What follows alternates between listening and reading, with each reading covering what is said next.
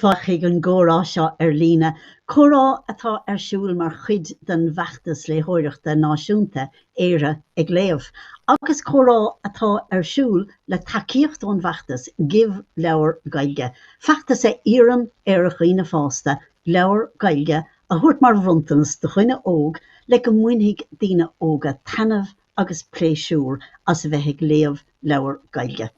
Agus sin chuid lárnach den téama anocht, be méid ag caint faoi hácht agus pléisiúr na léitheoireachta do chuoine óga, agus faoi chuid duna dúshlán a bhaineann leis, agus tá panéal anna spéisiúil i mo theannta chun na nithe sin a phlé. Soracha ní chéalachar ceannasaí hismóirí na Gaeltachta. Saibh Devlin, scríbhneoir áiseóir ceardlanna le páistí agus creaaltóir. Joe O'Kelly, leabhar le níos scoile JCSP, is scoil chuimseach na tríóide baile muna im le clia, agus fachna ó drisceoil clárreachtere le radio na Gaeltachta.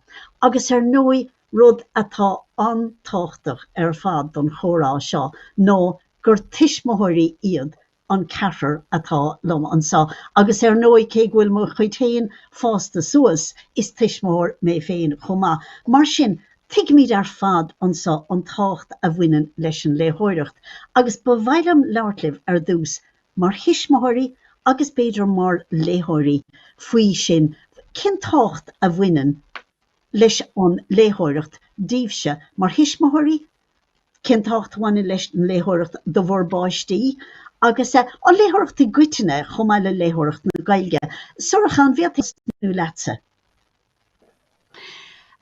Sprálam ní léthóir rá úntaach ná rá airsing mé héin, agus sprálam bheith léaró a thuireacht, agus híl me is tócha an tús go bhile mé sin a hauirt mar runtanas do má chud páistí héin, agus brotha me is tócha dam na léitheoireachta an sásta téig, agus tá go héin leabhar beidir riamh bhí feilte an Gaeilge an sásta téig a bhain, agus is tócha gur dhéann mé iireacht rud nádúra dhéanaí agus an grá nádúra sin a Horbert seachas é bhúna, agus go mecht na hamananta beag a speisialta an sin going le chéile, is ná bechaán nach mama agus páiste nó dead agus a páiste nó péad mar sin. Agus godóg míist cúpla nómant meach sa lá go héan lá nó iireacht é sin dhéana, agus is rud móra sa tuig seo chumá scéalaí na léamh sa daintí do chola. Agus so sin ag go banús a chud nádúra agus an rá a thart agus sais gídíist singe i léamh agus go léimíist dóibh siúd agus an sin go nenamíist go héanrod Herbert le go méidíistéin léamh go nesplách an sin. So bíonn tú ag léamh don fáiste ar dús, an sin bíonn tú ag léamh leis an báiste, agus san ann céanna beidir go mé fáid léamh rud éigean don fáiste atá róheachar dóibh féin, agus an suntag an bhainte go mbíonn tú ag éisteach le ag léamh agus ag plé le leabhar. So tíon tú trína céimeanna ar fad. Fachna cadfúta tá bert bhuach lí a gutsa, cé cho táchtachs tá an léitheoireacht de tain, agus tá go max méid árá sin go bhfuil leabhar scríofa a gutsa freisin, leabhar béarla ach mahamidé sin duit. Well, dos mission níos I tig in a rah master leabhar, go devan tá mé machóní sa tig in a rás mé níos, agus an seomar seo an bhfuil mé faoi láthair bhí sé ann agus méid fás níos, hí na shelfan a leabhar sin ann agus méid fás níos, agus mar sin is tig é in a rah master leabhar, is tig é in a rah master léitheoireacht, agus ba rud ní rud é gur cuilam riamh a bheith a bhrúing an éon si, just rud ná dúirtha é de léig go aine sa tig. So ní rud é gur bhar riamh smaoinú faoileán, is cuid ná dúirtha do a héile ní alpan mé leabhar, léon me bhain céile bhd is mú leabhar na mis, agus cuid ná dúirtha do a héile cabbail na ggó léamh gacíthe, agus maidir leis na páistí a rís níor chumar aon rómhór ar an héin is mar gur rud ná dúirtha bhí ann, a bheith ag léamh scéalta dóibh, a bheith ag léamh leabhar dóibh, an mac sinne tá sé aon bhliain déag díos agus thosaí sé ag léamh go nasplach, beidir 2 bhliain ó hin, beidir 3 bhliain ó hin, agus níos alpan sé leabhar ní bhín gá spreagadh le bheith léamh, a bailachas fearr chun spreagadh le bheith léamh lárá leis gúil sin am an solas a bhuacas dul a colle, agus tucatú asúir clíg níos déine agus bééis ag léomhí, so níl fibre bihin sin agus an lád is óige tá sé 8 bliana díis níl sé tosí ag léamh fós níl an bútha faoi tá ag léamh an cúigur crogadó gachíthe fi láthair agus is brala sé agus tam cinnte goducí an léthiret go dosa sé ag léamh go leas blachnar tá sé olah chuige. Is cinnte gur mar hisismathir gothiriad an lad ní sinne gur rud anna lúgfordó an léthiret sa bhéidir gur is áit éilithe dó weig ó da na níní fásta wenge ar lí gothirthe le linn na díon glasála nuair tá leid sin saoirse ag na páistí le linn na díon glasála agus is stoilm ar leid go bhhainn sé saoirse áirithe gan teoran ins na leabhar agus ins an saolaíocht a bhainean leis na leabhar agus go dtugann sé sin suamhnas áirithe dó. Le sé go nádútha ar nói. Braham go bhfuil an leid is sinne a go sa annachchasú leis an gcuir am a héin agus mé a fáiste. Luúthe sa déir faoi lumsan sola sa bhuacha thuirse a mothagam féin blid agus mé fós ag léamh go dtí gur hitas mo chola. Saibh cécho táach is scríóirtusa bín tú ag scríomh agus déirn go míonn tú ag léamh anna chuid comá agus bíon de chalíní ag léamh, Bert chalíní gosa. Se agus bhí mis cosú láta agus le magdara freisin bhí mis ag léamh anna chuid agus mé óg agus cosú le fachna dás mé níos a deach a rah an a bheas ar leabhar. Ní má bháthar an méid sin nach miad bhí sealfan na móra cosú leis na sealfan an sin ag fachna agus ní cuihanlam nach ra mé ábal a léamh. So sílam gur ag léamh go háin lua mar fáiste ach háan sin am a gcónaí nuair a lé a hisismóirí dom san ihe, so fiúnar bhí mé demlí na díis agus a bhd ábal a léamh mé héin go nefs blach háan sin am a gcónaí nuair a lé daoine dom nó leom agus leanam fós tá móhairt is cúpla iad agus iad a hain blin deag díis a beagnach agus léam dóibh fós ní chola ihe ach tá sé anna luachfar an tám sin agus thosaigh me se ag léamh dóibh nuair a tháinig siad do bhaile an ospidéal.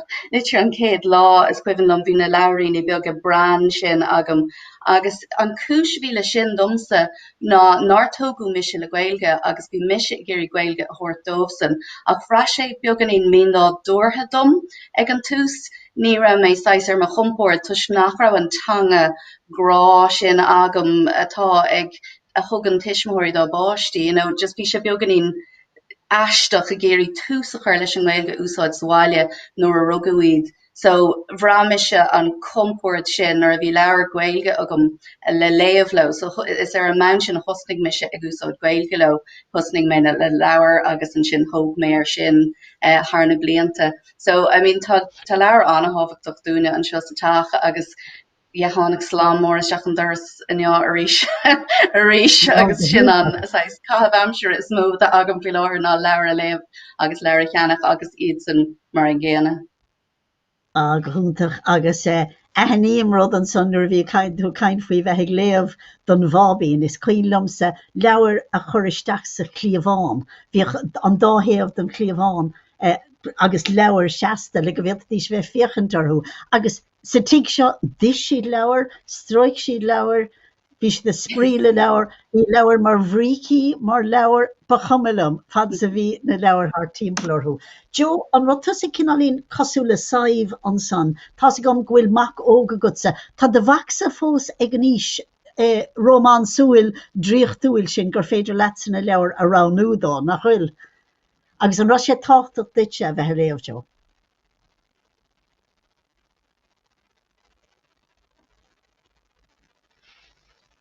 Níl mé cínte tá mé cappa go méidir go bhfuil Jo caiilte a going ar bheith cúpla nómad. Jo bhfuil dún an muid a chlásan sin. Tá mé bhí mé róte an sin.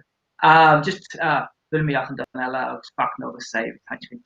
Léthreacht agus iad ag fásan níos agus suppose a comparáid le beidir teilg achna agus haibh cheach chéan sa bhaile bhí níos mó máson don léthreacht na aróin don leorí báthar héan as fear mór papar nuachtaine ach an maidin cé sé an papar nuachtaine léamh agus beidir fihe fís kuig papernuachtain a rís na seachtaine, so a gcónaí tháinig mé a thar ag léamh agus ceap me héan gohfuil si táhachtach sin de bhuacailí go bhfeicinn siad a dhead nó na fearr tá na héal.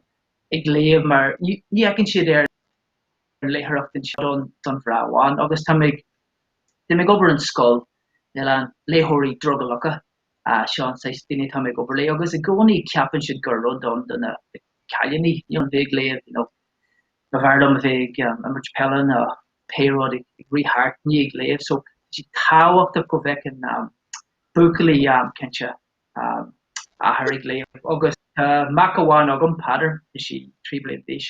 Anis agus hosí muid ag léamh leis ón dús agus bhí nós agin ribh lé peam tá agin bíon ag léamh lá agus I suppose má tá tú ag léamh mar sin ach an lá ach an ihe tá sí páirt de chultúr an teaghlaí an sin agus má tá tú ag sugrú nó ag immert clíí agsúla bíon bunt le na character tá tú caiint fí mar bíon si tá leor aistria ón bhéarla ag Teag McDonaghan an fachachas bratha sa tír agus bíon si ag léamh mar leachos, so má bhac héad leis bíon si tá sin an leachos tá si grá tá mé cos leis seirse an characters the leor seo.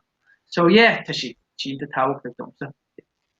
Agus nachhfuil sé spéisiúil an rud a dúirt Joe an sin, nílas gom chuna sa bhrathach daoine eile faoi sin, bhfuil difríocht idir buachailí agus cailíní.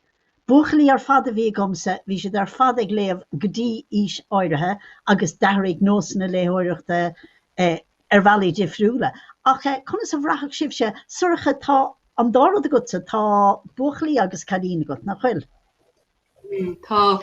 Well is stom sa buí fríochtá, neidir me beidir gur díirech gur bread na páistí bhí gomsa agus gur binne nádúra bhíanta neidir me ach táidir fríocht an bhór idir a cailíní bhí gom agus an bheirt tágam.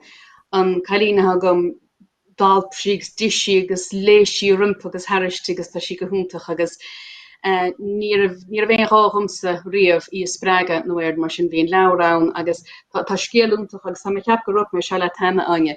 Tá scéalúntaach mar feimse ana chuid cóp na bhéidir léirhheastóireachta de lára nuair a bhí mar gobar agus thug me bháile hatazú mó láháin agus dag me ar gúntar sa hiistena agus dimime me go jobban ag stripán mar ras ó chuig níos tíanaine rud is fi methe so mar cad leir sin mehanú cadíon me leis nuair thug me bháil réchart me scatí na leanta se. Ach uair a geile níos nus chu me siúdín siúmas bhí si stig, gus bhí bunkbed agus bhí si stig sa bunkbed aragla go bheciní agus bhí leirché agus bhí si léh. So ní a bhéin Níor bhín spregile déan na réithir bhí si go húntaach ach an sun de lads. Neidir me is léthóirí difriúil iad. Is málo rudaí mar is málo na cartún, is málo rudaí cosú le agus tá leabhar so Miami Chanter bá the spont. Is málo a Tintin Asterix tá cótín chuoch an is se rudaí mar sin is brano bheith léamh míálar fíricí agus má hastín muid de haspáin an sin taspáin leabhar an sin má hastín muid. Tá neidir me tugann siad a níos ná a bunas cín ha cheappa. Sinna cótín chuoch sinna ceanú ag leabhar brach agus is cartúne. So is bralo sin tá trí cean is sé sin díireach féidethe. An tóíocht ar nó tá sé sin is bralo sin. Tá sé 6 bridú agus tá sé fuilte chus ruí mar sin nach máile ledógééis sin chumá. Tá sé beganín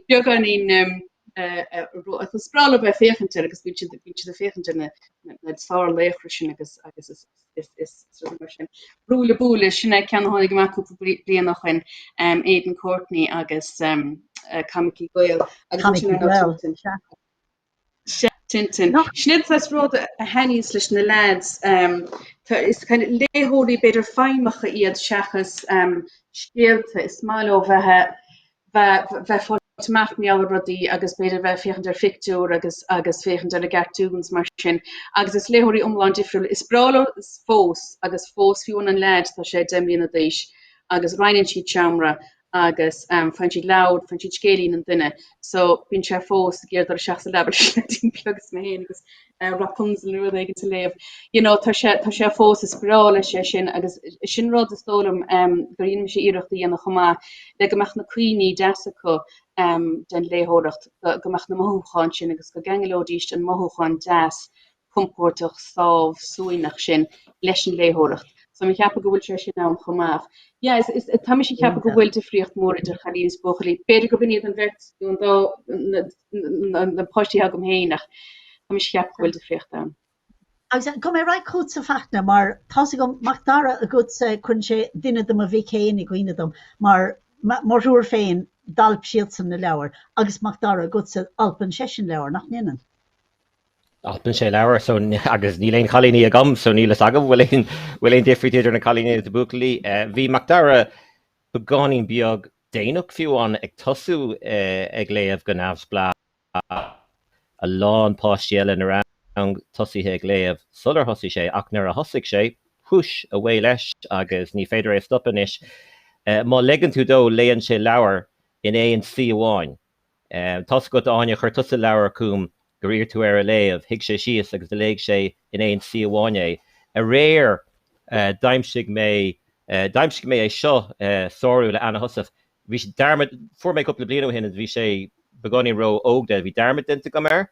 So thugus dó a réir é agus díras luachtar mé léig trí cabadúil de agus munar mala ní gáda é chríicnú. Chús ar eiscuig agus ar cabadúil a cuaig agus mé lucht tá sé am dul a colanéis an cumla just an cabadúil sin a chríicnú. Cacalir dúirt sé dimig mé am tháinig mé ar eisfí sé ar cabadúil a ní dúirt mé rilí ná múgan solas sin. So bhúg sé an solas. Tháinig mé ar eisir maidin bhí an leabhar dúnta rud a chiaigh ar sé ar fad léiteige, bhí sé trééis an solas ar chuirsúil ní stéine agus ar fad a Léamh. So sin martá sé má thosaín sé Léamh leabhar a churbe críicná sé é ar insan sí chéine má legan tú dó. Níl agam fi different. A go bháin bhfuil sé tréachta an gachúir gur sé cantalach an de chinig mé ar anna thosamh agus chur mé an luchtar hí sin. No I bhfuil déirmid é sin le anna thosamh agus beidir bhfuil sé breanóiring an nacht fiú, beidir go lis géis gur chráig si tú.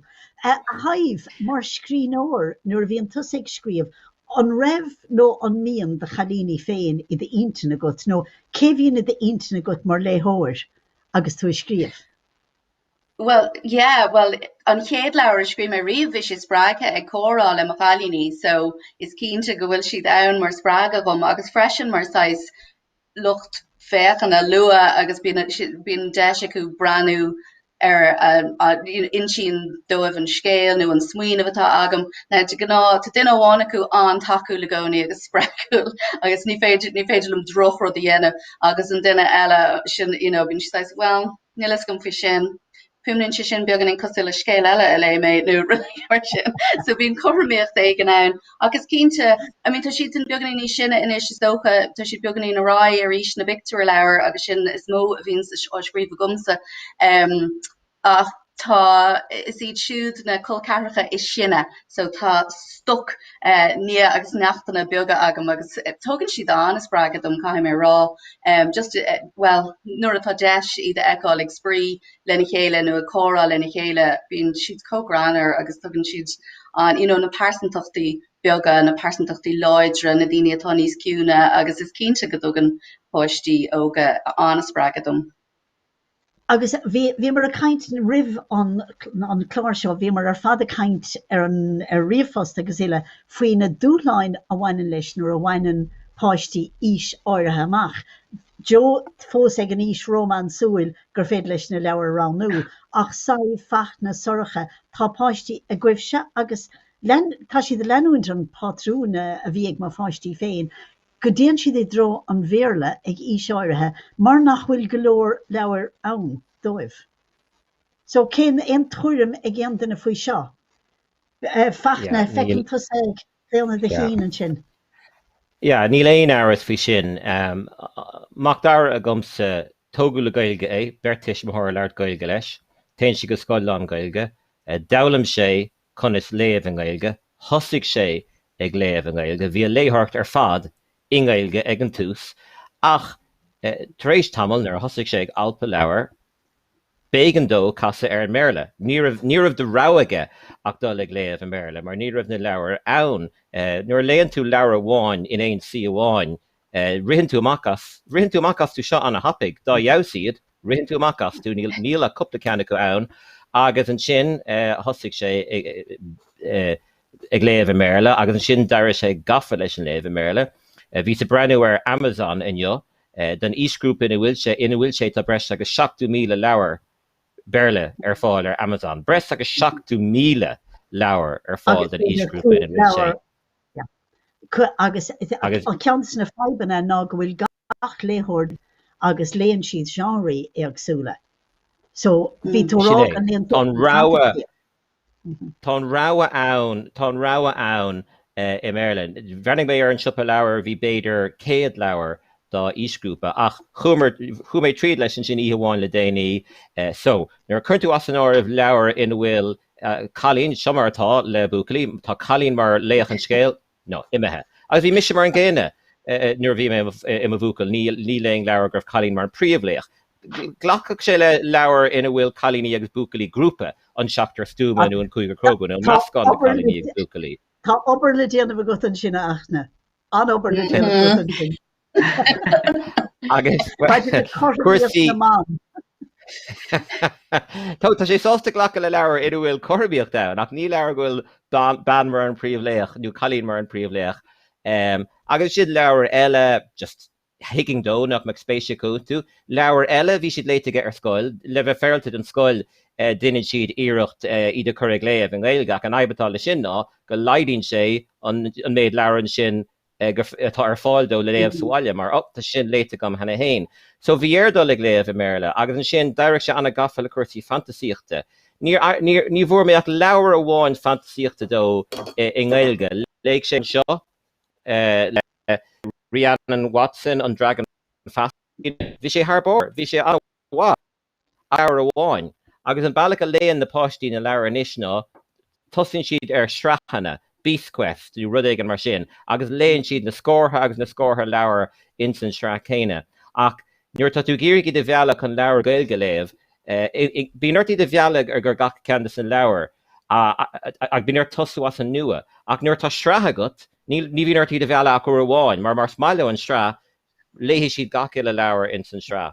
So tá gá le bhd níos mú leabhar ihar a hain, tá gá le bhd níos mú leabhar ins na genre gur maiile buaclaí, fantasíocht agus mar sin de, agus tá gá le béim darlam ar sreathanna, agus na sreathanna tá ann a bheith níos fuide fiúna mar atá siad. Se tá géarcháil in níos mór scríóirí. Suircha bhhailm teachtaréis chuúta mar tása gom gnéanaan tusa agus tuismóirí na Gaeltachta anna chuid chun daoine a spreige le bheith léamh. Duine si bhana chuid bíon tionsca de léag súla goibh, a bheith rud beag insin doing faoin na rudaí ar fad a bhíon arsúla goibh se. Well, is tócha tá mídna sa a caint meall léthireacht agus a caint mar hisismóirí a bhfuil anspéisiúings léthireacht agus a dhéanaan na páistí spreagas mar sin. Cultúr na léthireachta agus is tócha cultúr na léthireachta an Gaeilge, níl sé róláidir a meastalí na fásta ní an rion páistí.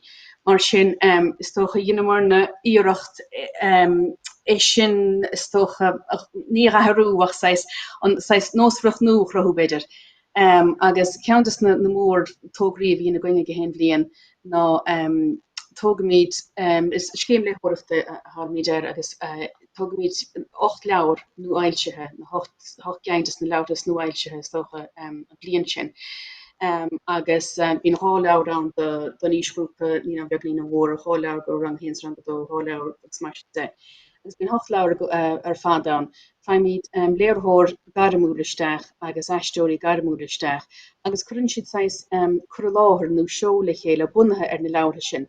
Ná déitach an seo beidir an scéal an leabhar ar éinseach, nó beidir gannne díist díú ar character a bháin sa leabhar, nó beidir gur rud umá difriúla beidir gannne díist pí an beag den leabhar sais léamhas mar sin nó chur láthair.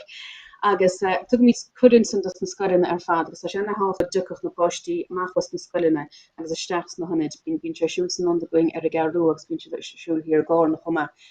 Agus chuann na heistóirí seo an scéal an leabhar nó character an leabhar nó dinan siad sais forbert ar rudéigen leistigh den leabhar agus chuann siad láthar na báistí agus bíon sais réomhrág an sin bíon rudéigent ag an Éire.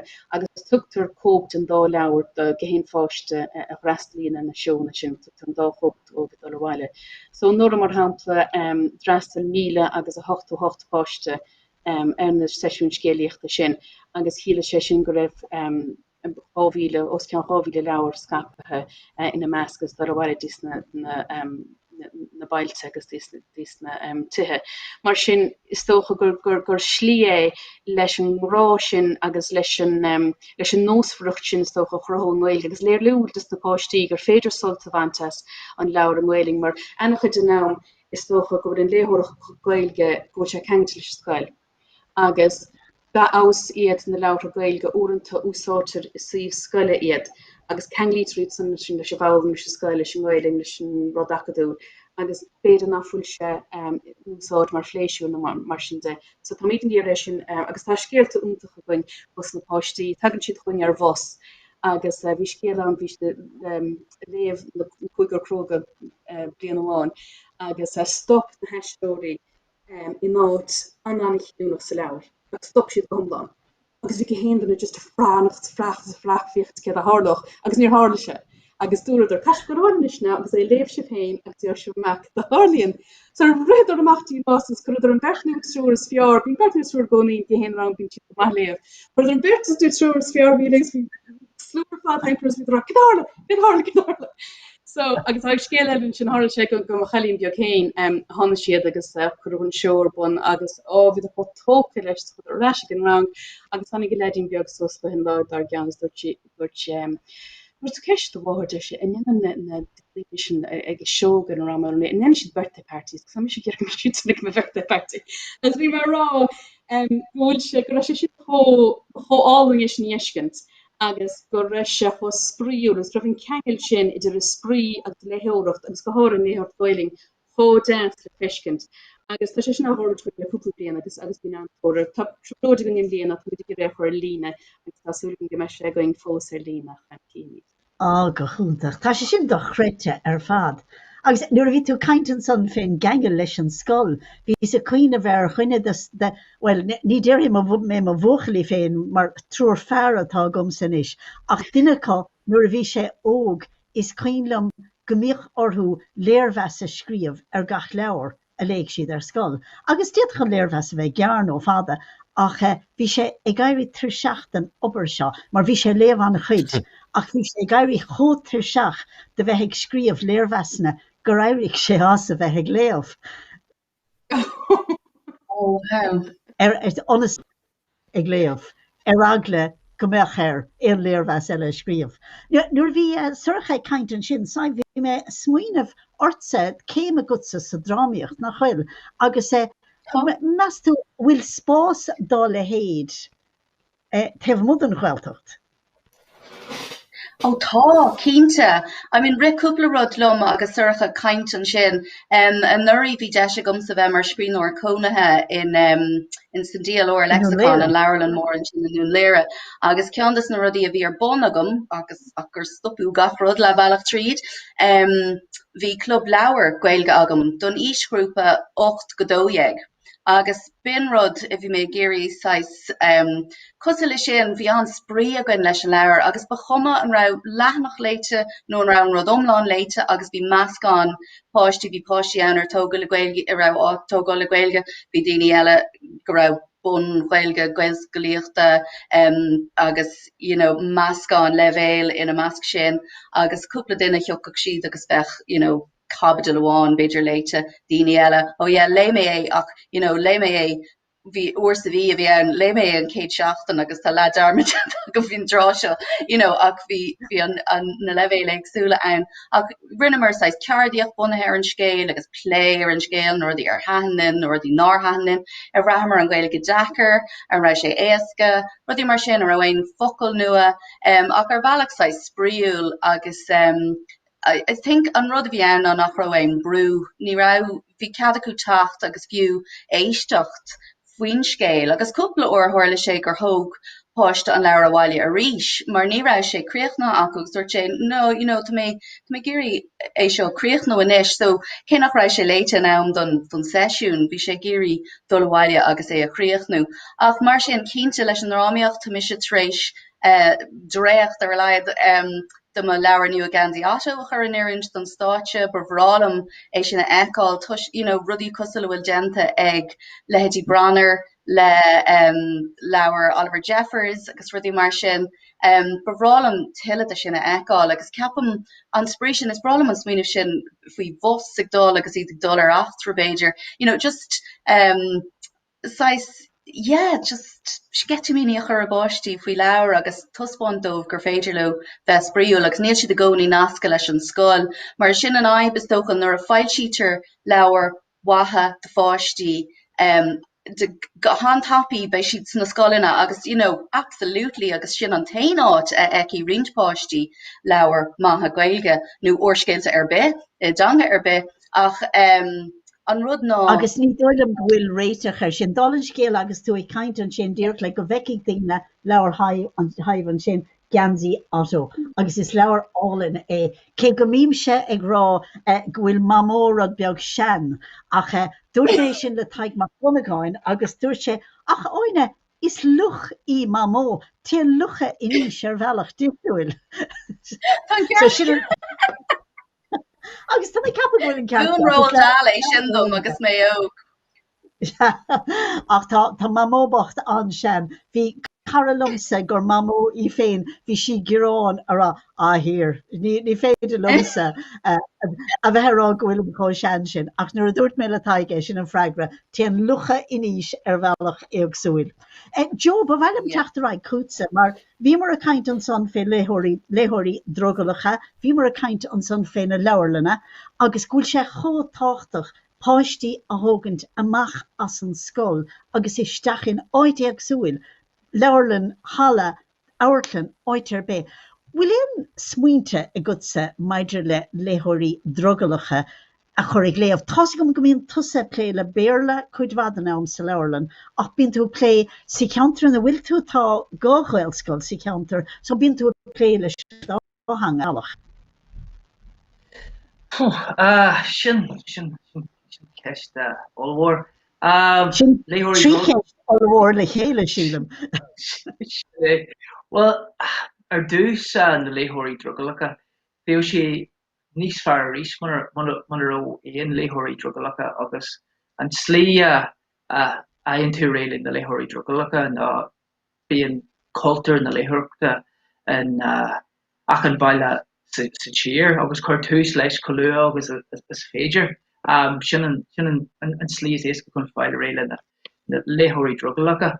An léthireacht a thuirteach ón scóil. Tá lorlaní de táhachtach cé nach bhfuil muid an dulgadí ach is féidir de leorlan bheith chéad a dhéanamh sa bhaile agus níl ach cúine tolag pobl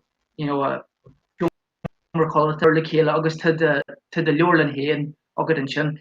Ceapan go bhfuil féidir trí rud ag táhachtaí don léthireacht ná so am a chur latíh chun big léamh pe ra léin ar hagann tú bhile an scóil céad rud ar baidir so chur ar latíh.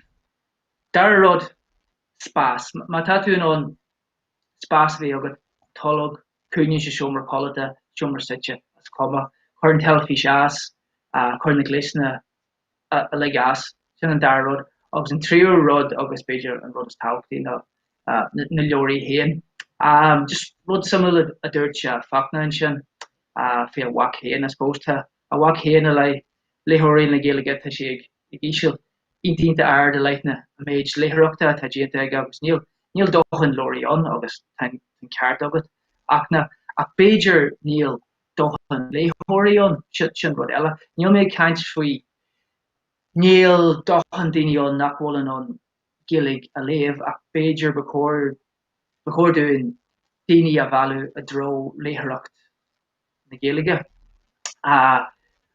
Factas atá ag gáine tá si go héintach give leor Gaeilge sprálum sin ach spós tá si ddíirí ar na daoine yoga ach nuair táiméidir caint faoin Gaeilge táiméidir caint faoi dón istí dón eile sa tíir seo agus nuair táiméidir caint faoi léthirí Gaeilge táiméidir caint faoi dón eile istí den dón sin agus tá si cuill na big galóir agus caithfí muid a leathnú amach Beiidir becóirún dúchlan a chóirt de Gaeilgóirí éagsúla lé leor Gaeilge tá uachtarán agin tá neart Gaeilge aige tá tíoseach agin tá neart Gaeilge aige tá lean daoine eile agus Beiidir becóirún an dúchlan seo a chóirt bí feicealach go bhfuil tú ag léamh Gaeilge go bhfuil tú ag caint faoi leorí Gaeilge go bhfuil tú ag caint faoi léamh mana ecin yoga daoine ní sinne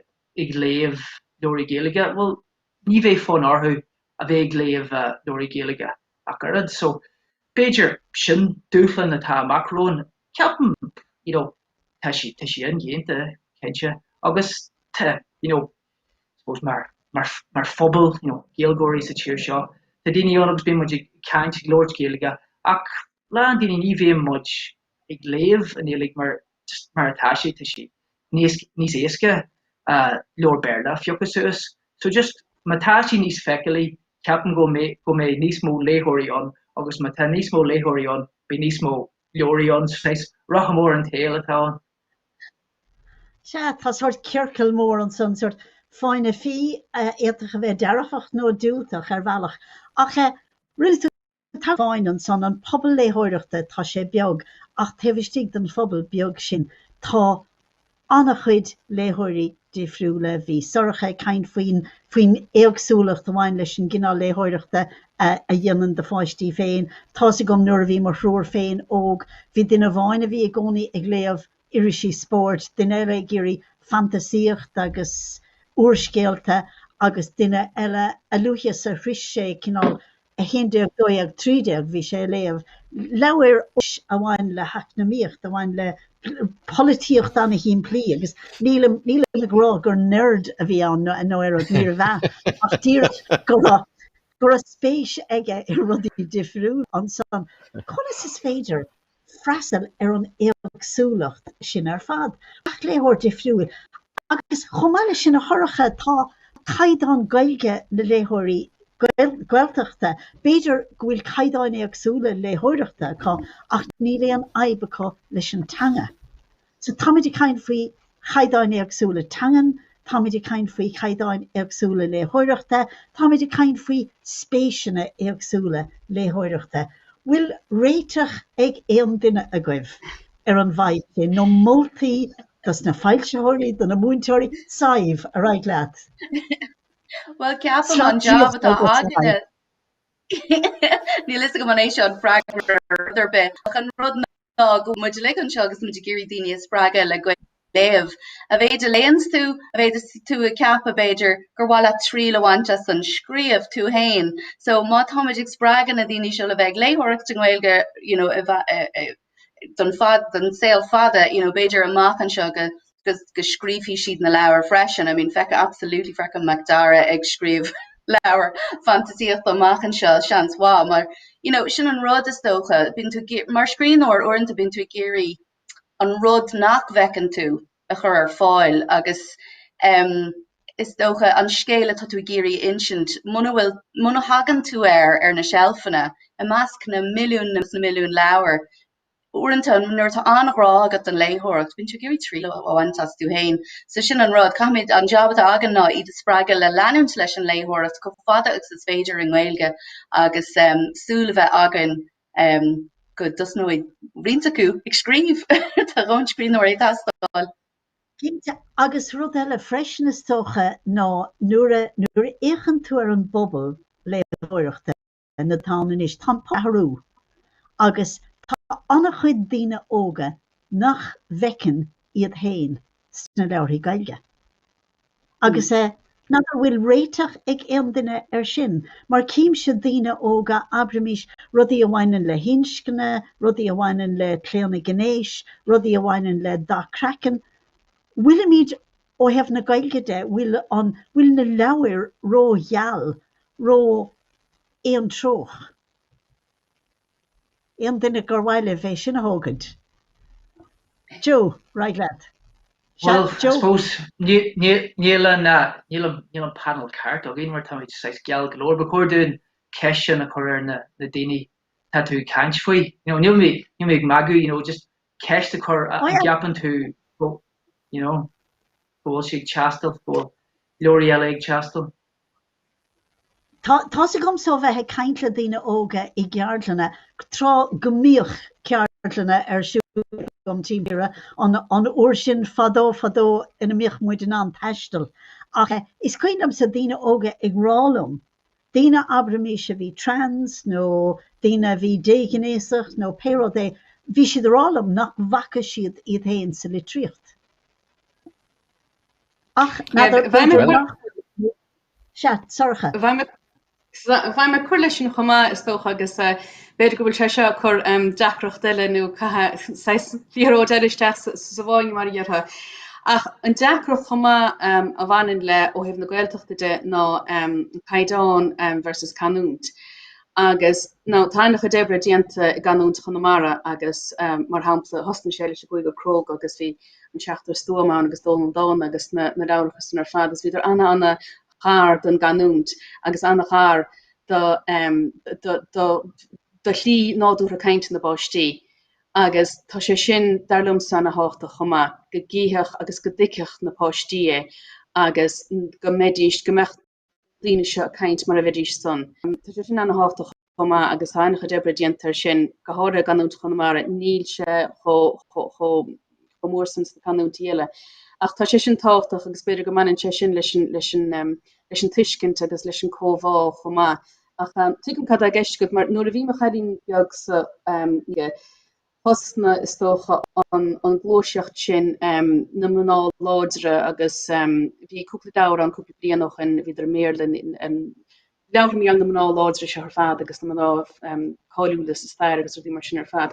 Agus bhí mar fein siad leabhar ó Saintí go hen blian agus fein mamí agus daddy leabhar ó Saintí chumá sin an rud speisialt a Harling go hen nolig. Ach bhí mar cadíoh sí ó Saintí na sin blianana tá bhín na teán se agus na trend se han agus hána me ar leabhar le an ghénig lin. As gná a bhí spritze sar a hánig égan so bhí bhchan ceing ó hebh na Gaeilge de. So bhí mar rá tá gant an leabhrán ach ní léon genre ann náfuil ar a leid leabháin le fáilte Gaeilín chumá má dhéanann tú an tóch agus má dhéanann tú an carta tuúir an leabhar. Mar sin tá sé sin anthachta chumá agus dá scéil becinn si crudstar an leabhar tá sé léitin ar údanta agus tá sé strócií an na chéile. Mar sin an tein. Tugam se an leabhar sin i scolanna uaireanta lena haspáint de galtaí cecho difriúil is a bhí léiráidí trá.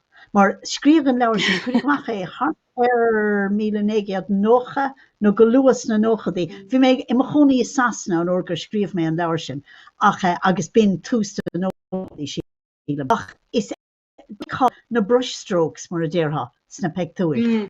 So sena pictúir sena léir. So tá tábhar annach uaireanta bíanaí an tábhar a chuirtú agus beidir go bhfuil rólaigh siopaí an sin se a haimh tá sa gurí teachta seach. Dír go teachtarrás an buinte sin a bhí árágad faoi roioine eile agus cluisin me annach chuid le déanaine faoi own voices agus is dócha mar scríóir geall brahin eisteach beidir ag scríomh faoi saoil duine eile nachhfuil an taithí sin a gom agla gannn hin botún uásach agus tá agan go sensitivity readers agus rudí mar sinna an is freisin ach sin rud a ríis bh mé dul aspaige is dócha ghfuil na daoine ghfuil an sochi ag ahrú an seo an éan ach beidir nach bhfuil na daoine tag iníis daoine nua sa tír beidir nach bhfuil siad tag iníis go bhfuil siad ag scríomh go fáil gur daoine óga iad nó gur dégóir iad agus níor hosnig siad ag smaoineh ar leabhar scríomh go fáil ach sílam go dtiocfaidh sé sin in am Tásúlagam go dtiocfaidh sé sin in am. Sílam go dtiocfaidh agus sílam bhfuil an pobal ag ahrú sna scolanna díogarníig agus réir mar aithríonn an pobal aróig na scríbhneoirí, aróig na léthirí, aróig na scríbhneoirí. Tiochaidh sé in am cínte. A thorcha na seabhí a gurí teachtaisteach. Ar an ábhar sin tá ceann hí me greise gom na greise taobhhirdím, tá ceann an dhéasach fut a fata ar stréid tá cheapan nó an tedlum fellárne ach tá sé méallar le Patricia Ford. Sinné, yeah. So tá stochú tús go leis, agus tá sé sin ná.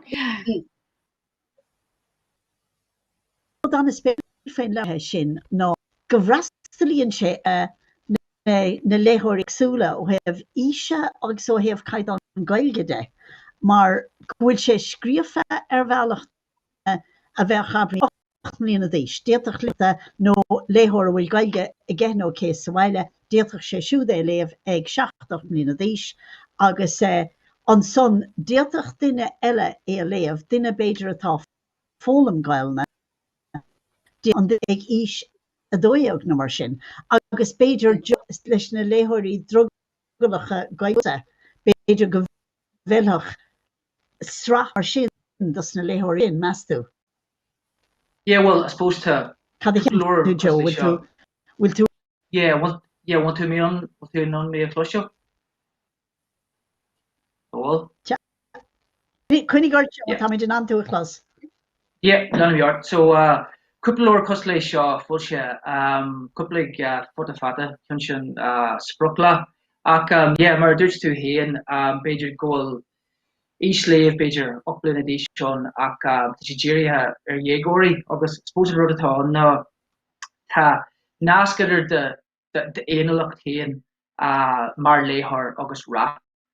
Ma fiocan tú leir tú is man bhil tú an leir sin a críicnú tá 6 milliún agad héan na dearcú agad héan nach bhil tú an léamh agus man bhil tú rá waithe rudaí an beidir bunin tú trí las an is agus ríis ach níl tú chun bhéh léamh a gcónaí cos leis an féil na seans ceáil ar éigen mar sin so tá leorí mar sin ag teastal tí tá éachtaigh buint le leir a críicnú as pe cé go garid atá an leir so beidir tá náascadar sin agus a pointe ar rin tú níos luithe aine beidir go bhfuil muidir cant faoi garrod an seo beidir léireacht na Gaeilge daoine le Gaeilge léireacht na Gaeilge le daoine nach bhfuil Gaeilge láidir acu soracha cant faoi léireacht na Gaeilge de daoine agus a Gaeltacht so tá cúpla rud a gceist lei seo ach ceapan héan tá níos mó na agran amháin de leorí éagsú le teastal. Well is socha bhí sé sinna cá th lear cuilm sa trágrás ag sa Spáin agus bhíoch céid agus long missions le haid daoine bhí a fólam an bhéarla agus is cuim leabhar áirithe bhí sort Shakespeare for foreigners agus san áit ina raibh abramis soliloquy mór fada ag King Lear is cuinlam go raibh líne a bháin sa leabhar seo a dúirt what am I doing sitting in the stocks agus rudí mar sin ach nadidir bhfuil sé réadúil ó hebh na bhailsethirí de ní dónam go mbeadh sé réadúil legannacha difriúla leabhar chur amach. Cad é ceapan éon duine eile? Tá mar go Se fachnar dúis agus gomid chuúsa. Tá mar rud eile is stolam go cór a luúan ná agus is ceistí seo ghuiscom go an spéis go tine ná an teannas seo idir astrúchád agus leabhar nua chuma mar tuscom go teanna hábhta duite mar scríbhnar bheith ag spreagadh léthireacht na Gaeilge agus tá sa gom gur léig mac dara leabhar le ana thosa a réir ach cá mé anric agus chuid is smúdas na rudaí a debrigh dúinge agus a bheal é le Léamh Gaeilge is astrúchaníad. Donald Donna an Cúigur Croga an Seachtar Stúma Roald Dahl Dehaste de Roald Dahl Asterix Tintin so sin mar tá cúiseann gur nílan na leabhar sin na milliún agus milliún có I tír fud an dain ina ilm atanga mar tá siad go maith agus meallann siad na páistí agus tá teannas an sin idir ag Éire scríbhneoireacht nua a spreagadh in Gaeilge ach a bhírig na páistí a bheala chun léthireachta in réiteach simplí ag iomsair sin agus stolam ghlacham leis go an dárad anna hábhachtach ach cinnte debrigh na haistriúcháin anmhathar fad dúinge. Sílim go bhfuil an dárad anna háchtach agus tas na fáilseóirí sílim go bhfuil se anna háchtach dóibh na haistriúcháin chur amach sa chuos go ndéanadh siad an tarigad chun díal as na leabhar nua freisin. Tá dárad táchtach sílim agus tá dárad fiúntach. Bím sé héin ag brú leabhar nua scríofa mar go mí géirí taú le scríomh chomá le léthirí. Suircha bhí tusa géirí teachtarsteach an sin.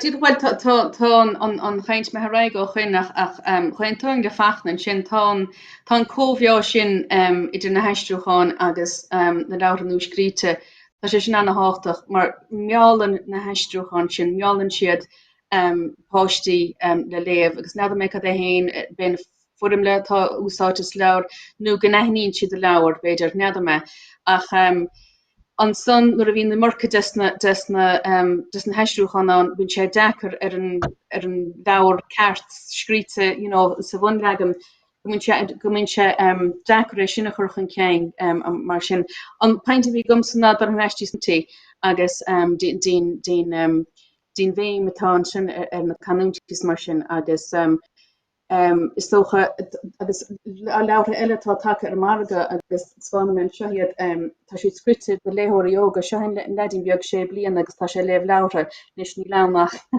cúpla leannach ach tá sé bunathe ar óchlór canúnach an fáiste agus tá sé fáilte ag chlóreachtarí tá sé bunathe mar dheartha ar mocail tanamtar an sra ach tá leabhar mar siúntach bíci le Léamh agus ar féidir leis léthireacht neamhspleách a dhéine agus a rís tá sé sin sna canúntaí agus tá na fochla nádúrtha ann agus níl sé teacht a rochla ná flisigh cadíad agus rudí mar sin. Sin just díireach is an paintfili déan gom sa painteile tócha gnéing ná tá na leabhar Gaeilge go húntaach agus leabhar beaga de fáistí me Léamh ach tá gantan sé fé láir ach tá gantan just na sean síscéalta tradiisiúnta sa Gaeilge an níl siad á ahailsiú agus mar sin de agus tá sé tagadtín staidin is go mi sé bailú seanna leabhar a bhí going héin na bhí marróg dicgus a chud Rapunzel Roisin Báns Roisin Dearg den ceanna le álagus brút. Sníad na sean Lady Birds a bhí ag ngúm fada mé á maiú ó díalthirí tarn lámh agus díalthirí leabhar seanda. Agus Harín leabhar le léfáiste tá sé go thomláin agus go héil agus go tháinig gafa leabhar leis na síscéalta se. A ríist is fuaim le sean rud é, beidir go rud éigent an héin go málam siad chumá ach tá gantan dóibh sa Ghaeilge agus go bhfuil mount sa bhargan sin agus go bhrálam iad sa hiescint agus tá hainge an gúm isteach le manach tá an tíirtas diantar go bhhailteú fí ríistead ag meach mar go mór míteach mar tá rud tá sé cuioine go haine chomá agus go meach glún omláin túismóirí chomá le páistí ar iad Léamh sinna an fiágam. So é sin dóm iad sin a churmach choríis. Tá gargalóir den deire fachna tuair mé rud rá. It's done great to chuir am rud rá. Déir bhfuil am taú le suiricha agus níomhain sí scéalta tá roinnt den stiff a fáilsíigh san amtá harta tá anhá atá as cló. Mar hampla, níos ag lehanana go bhar leabhar dar ban am Guardian an tunis. Is leabhar ítach é bhfuil glúchéirní dá leis tá sé comhúr agus có nua is a bhí sé nar a fáilsíigh é dús, tá sé as cló bhrálam measam gur ben gúm dáilte é ach bhrám go bhhail seo fí é sin a ríis. Cete go sin thucha? Sin dáhí lecha. Dahíla. Tá rointas leabhar sin Fiú an bhráid sin fóstas níos is bránmh, yeah. So beidir gan éilse go gnéanach an gúm Guardian an tunis a churmach ríis cábhís. Saibh bhfuil éon rud eile sa bhreis le rá gutsa, ní leach nómad nó go fágé going. We can just is dócha annach chu dain agus tána comicí go mór in áirteach freisin tá fibre an de móver bhí si léamh anna chu dagman agus rudí mar sin sa bhéile atá annach cho léir agus bhí anna hásta teachtar cáitín chuach agus asterix agus rudí mar sin tá sé sin chur ráisiidró na Gaeilge iad fé láthir ach tá annach chuid maihin sin agus gá beganí tochailte dhéanamh níl sé go héasca leis dolasúptóireacht de méile ach is tá féidirach bíán. Go bra agus Joe bhfuil tusaí gurí focail eile rá? Yeah, just big Léamh color agus is féidir just bit a feisty héan le chéile sáile. Just tógan scéal amach as an leir chréisio lóríach ó tír chonel sorcha ceint fin na Canimintí mór agus bhog agus bhí mhac héan có tóca leis go ró árainn Teddy bag brocha ail ar tá si go brochan sa scéal seo agus níl si éasca sin ail. Éintach. Well, má tá daoine ag lorach leabhar an chóirle a bheith gomsa dríomh ná dul ar líne chuig na fáilseoirí difriúla fut a fata an tnáid mhór an gúm éamh chlóhaín chlóir chonacht leabhar braic coscéim leabhar cóir coslifa tá annach chuid fáilseoirí ann agus má héan daoine ar líne má échann sibh na catalóga ar líne cíhí sibh na leabhar gailne ar fad atá fáilse agus Díoting seasamh sa sneachta ag éisteach leis an banil agus díoting bheithan sin a caiimiid críochnúí le cúpla second fácaí agus ba bhhailm má bhuichas a go bháil leis an banil le sorchan í chéalachar Joe Kelly, Saibh Devlin, fachna ó drisceoil agus má bhuichas libse sa bhaile a bhí ag éisteach ling. Tu go gghearra díobh féin agus bíigi ag léamh.